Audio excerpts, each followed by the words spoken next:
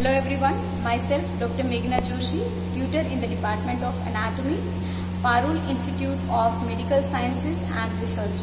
Today we are going to see the dissection of parotid gland.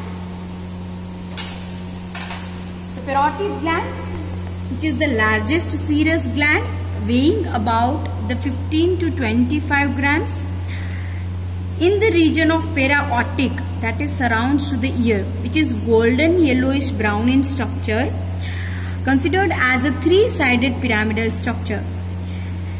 Now, in the external features of the parotid gland, as it is a pyramid, so the apex of which is directed downwards, and the base of which is directed upwards and which is concave. It has 4 surfaces and 3 borders, naming the superficial surface, which is largest, the base, which is a concave. On the medial aspect, it has 2 surfaces, anteromedial surface and the posteromedial surface. In the 3 borders, it has the anterior border, which separates the superficial surface from that of the anteromedial surface. The posterior border, which separates the superficial surface from that of the posteromedial surface.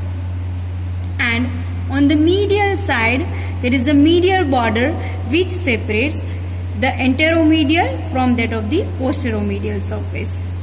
Now let us see the structures which are related to the external features of the gland. To the apex, the structures which are related to it are the retromandibular vein and the cervical branch of facial nerve. To the base, the structures related are the superficial temporal vessels and the auriculotemporal nerve. To the superficial surface, we have the structures related to it are the skin, superficial fascia containing the great auricular nerve and the superficial parotid group of the lymph nodes, and then it is covered by a deep fascia which is derived from the investing layer of the deep cervical fascia. Now, to the anteromedial surface and to the posteromedial surface, the structures are very much in deep lying. So, we shall consider this later on.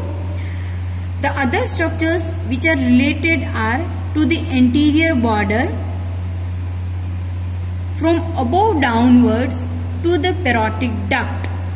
So, this is parotid duct. So, the structures which are lying above downwards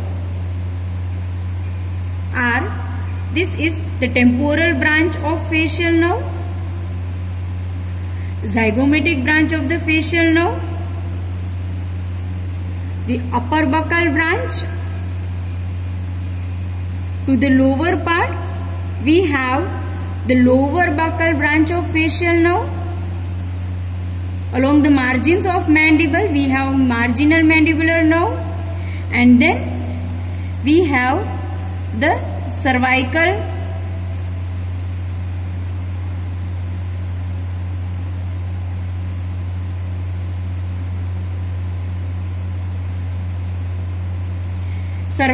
branch of facial nerve. Sometimes a part of the parotid gland in forward, it gets extended and then it remains as a detached part of the parotid gland from the entire other part of the gland. This is known as accessory parotid gland. That is all. Thank you so much.